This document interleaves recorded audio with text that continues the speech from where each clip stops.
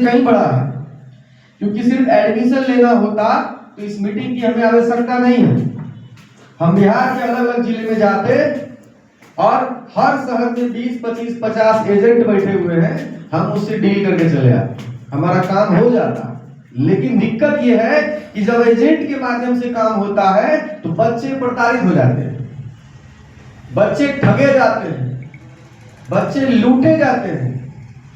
Doctor BPS group of college चाहता है कि हम समाज के बच्चों को जागरूक करें, हम उन्हें बताएं कि एडमिशन की सही प्रक्रिया क्या है, लीगल प्रोसेस क्या है, कहां फर्जीवाड़ा आपके साथ हो सकता है, बच्चों के साथ कहां लूट हो रही, इन चीजों को रोकना है तो बच्चे प्रताड़ित नहीं हो। इसीलिए हमने क्या किया, हमने एक ऐसी व्यवस्था बनाने का प्रयास किया जिसमें सिर्फ साफ सुथरे लोग हमसे जुड़ रहे हैं। हमें आप लोगों को एडमिशन का छल प्रपंच पता नहीं है, आप सारे लोग सीधे साधे लोग हैं, आप लोगों ने इस फील्ड में कोई छल प्रपंच का काम नहीं किया है। और जब आपसे हम जुड़ेंगे, बेशक आप 2 ही एडमिशन करवाएंगे, 1 ही करवाएंगे, 5 ही करवाएंगे, लेकिन बच्चों का बुरा नहीं होगा। इसी मकसद से doctor BPS group of college हर जिले में कैंपेन करते हैं, ये हमारा मकसद है। तो doctor BPS group of college लगातार कैंपेन कर रही है। अब हम आपको ये बताएंगे कि बीएड कितने तरह की यूनिवर्सिटी से बच्चे कर सकते हैं। एक तो सरकारी यूनिवर्सिटी है और दूसरा होता है प्राइवेट। यूनिवर्सिटी की बात कर रहे हैं, कॉलेज की बात नहीं। कॉलेज कुछ नहीं होता, होता यूनिवर्सिटी है, उसी के कंट्रोल में सारा प्रोसेस चलता है। जो डिफरेंस है वो गवर्नमेंट यूनिवर्सिटी और प्राइवेट यूनिवर्सिटी में क्या है ये समझना है। जो सरकारी यूनिवर्सिटी होगी, जो सरकारी यूनिवर्सिटी होती है वह national council of teacher education, जो एनसीटीई है, सरकार की संस्था जो बीएड और डीएलएड कॉलेज की निगरानी करता है। सरकारी यूनिवर्सिटी उसके पूरे नियम का पालन करती है, सभी डेटा वो एनसीटीई को शेयर कर देती है। प्राइवेट यूनिवर्सिटी क्या करती है, कुछ डेटा हिडन रख लेती है, कुछ डेटा छिपा लेती है और बहुत सारा डेटा लेट से प्रोवाइड करती है। यानी इस बीच में जितना झोल करना होता है वो झोल प्राइवेट यूनिवर्सिटी कर लेती है। सरकारी यूनिवर्सिटी राज्य सरकार के नियंत्रण में होता है, स्टेट गवर्नमेंट के कंट्रोल में होता है और उसकी निगरानी स्वयं राज्य के राज्यपाल करते हैं। प्राइवेट यूनिवर्सिटी पर स्टेट गवर्नमेंट का कोई कंट्रोल नहीं होता है, ना ही राज्यपाल का कोई नियंत्रण होता है। ऐसे में कुछ भी गड़बड़ होगा तो ये सरकार को समझने में देर लग जाएगी। जब कंप्लेंट होगा तभी तो पता चलेगा, इसके पहले कुछ भी पता नहीं चलता है। सरकारी यूनिवर्सिटी एंट्रेंस एग्जाम कंडक्ट करवाती है और जिसकी निगरानी के लिए राज्य सरकार खुद एक नोडल यूनिवर्सिटी नियुक्त करती है राज्य में। जैसे कि बिहार में ललित नारायण मिथिला यूनिवर्सिटी बीएड के लिए नोडल यूनिवर्सिटी है। किसी को बीएड में एडमिशन लेना है तो क्या करेगा, ललित नारायण मिथिला यूनिवर्सिटी की वेबसाइट से एंट्रेंस का फॉर्म भरा जाएगा, एग्जाम भी वही लेती है, एडमिशन की पूरी प्रक्रिया वही कंप्लीट कराती है। प्राइवेट यूनिवर्सिटी ऐसा कोई एंट्रेंस एग्जाम कंडक्ट नहीं करवाती। सरकारी यूनिवर्सिटी में जो अलॉटमेंट की प्रक्रिया है पूरी तरह से कंप्यूटराइज्ड है, कोई कंफ्यूजन नहीं है, कुछ हेर फेर संभव नहीं है। प्राइवेट यूनिवर्सिटी रातों रात एडमिशन करवाती है, एग्जाम होगा जून में, एडमिशन मई में भी हो रहा है। इतना बड़ा फर्जीवाड़ा, सत्र 25-27 में एडमिशन लेना है, 26 के अप्रैल में एडमिशन हो रहा है। ये एक तरह का स्कैम है, एक तरह का फर्जीवाड़ा है। सरकारी यूनिवर्सिटी के कॉलेज में जितनी सीटें होती है, जितना सरकार ने मान्यता दे रखा है, उतने ही सीट पे एडमिशन होगा, उसके ऊपर कोई करा ही नहीं सकता। प्राइवेट यूनिवर्सिटी में सीट 200 मान्यता मिला है और बिहार में 200 पार्टनर काम कर रहे हैं।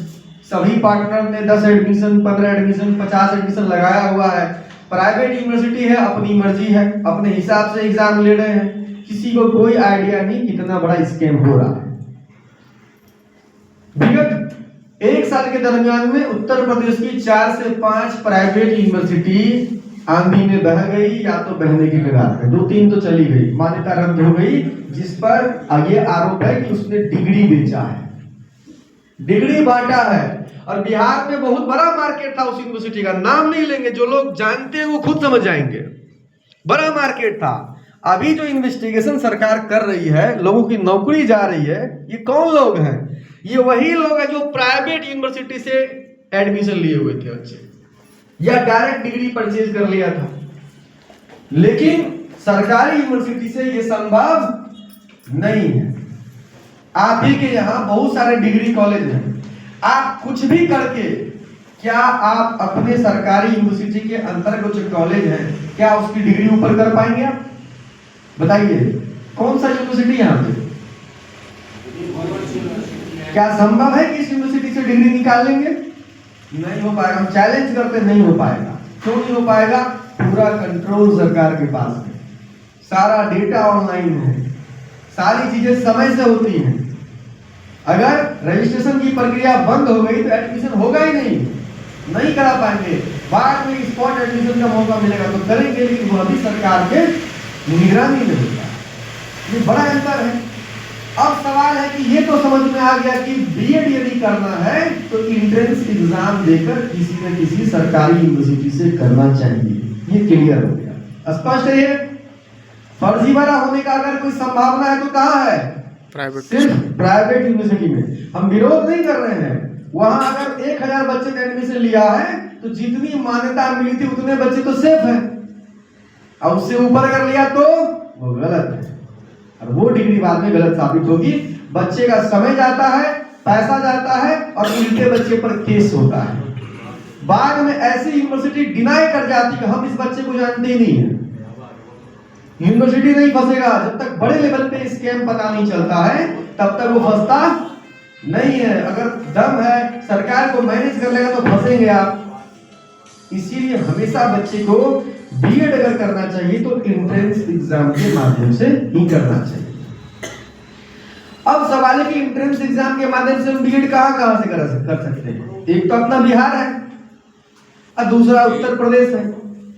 लेकिन हम कंपैरिजन करके बताएंगे कि अगर आप बिहार से बीएड करेंगे या यूपी से करेंगे तो क्या डिफरेंस है। कुछ समानताएं हैं, कुछ अंतर भी है।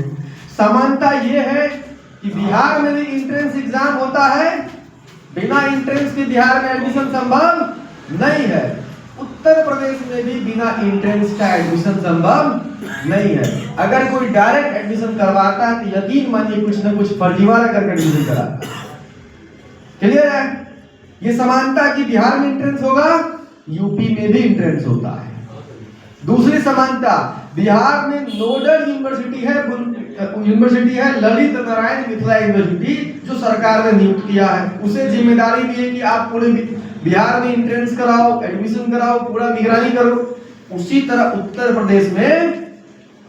उत्तर प्रदेश की सरकार ने बुंदेलखंड झांसी यूनिवर्सिटी को यह जिम्मेदारी लगातार कई वर्षों से सौंपी है कि आप एंट्रेंस कराइए। उत्तर प्रदेश में एंट्रेंस कराने की जिम्मेदारी बुंदेलखंड झांसी के पास है। चाहे आप आगरा यूनिवर्सिटी में एडमिशन लीजिए, लखनऊ में लीजिए, कानपुर में लीजिए, अलीगढ़ में लीजिए, मेरठ में लीजिए, जहां लेना लीजिए, लेकिन एंट्रेंस एग्जाम कराने की जिम्मेदारी बुंदेलखंड झांसी की है। यह है समानता। अब आते हैं अंतर पे, क्या डिफरेंस है? सबसे बड़ा अंतर क्या है? बिहार में अगर एडमिशन लेना है तो ना सिर्फ एंट्रेंस एग्जाम देना है, बल्कि एंट्रेंस एग्जाम पास करना जरूरी है। यहां पर सरकार ने मिनिमम योग्यता तय कर रखी है, कितना नंबर लाने पे बच्चे एडमिशन ले पाएंगे। लेकिन उत्तर प्रदेश में सिर्फ एंट्रेंस एग्जाम में बच्चे अपीयर हो जाएंगे तो भी एडमिशन हो जाता है। इसके पीछे का बड़ा रीजन है कॉलेज की संख्या। बिहार में कॉलेज की संख्या बहुत कम है और बच्चों की संख्या बहुत ज्यादा है। जब बच्चे अधिक होंगे तो मेरिट के आधार पर ही एडमिशन होगा। जिनका मेरिट में नंबर आएगा, जिनको कॉलेज अलॉटमेंट पॉसिबल होगा। अगर एक नंबर से भी चूके तो साल बर्बाद हो गया। उत्तर प्रदेश में क्या है कि पूरे हिंदुस्तान में अगर सबसे अधिक कॉलेज है तो वह कॉलेज उत्तर प्रदेश में बीएड कॉलेज। बिहार के बच्चे यदि एडमिशन यूपी में ना ले तो उत्तर प्रदेश का 90% सीट खाली रह जाएगा। वहां कोई कंपटीशन नहीं है, कोई मारामारी नहीं है। आराम से एंट्रेंस में बैठ जाएगा बच्चा तो एडमिशन हो जाएगा, वो एलिजिबल हो जाता है एडमिशन के लिए। हाँ, बिना एंट्रेंस का अगर बच्चा बोलेगा सर एडमिशन करवा दीजिए तो 10 गुना पैसा देगा, तब भी एडमिशन हमारे ग्रुप के माध्यम से संभव नहीं है, क्योंकि पूरी प्रक्रिया लीगल है। तो पहला अंतर समझ में आ गया, यूपी में सिर्फ एंट्रेंस में एपियर हो गए तो भी एडमिशन के लिए एलिजिबल, बिहार में पास करना पड़ेगा। दूसरा अंतर, बिहार में अगर सरकारी कॉलेज अलॉट हुआ तब तो मानते हैं 20-25 हजार जो फीस होगा सरकार का उतना ही लगेगा, लेकिन अगर प्राइवेट कॉलेज अलॉट हुआ तो बिहार में कोई कॉलेज 1,60,000 ले रहा है, कोई 1,80,000 ले रहा है,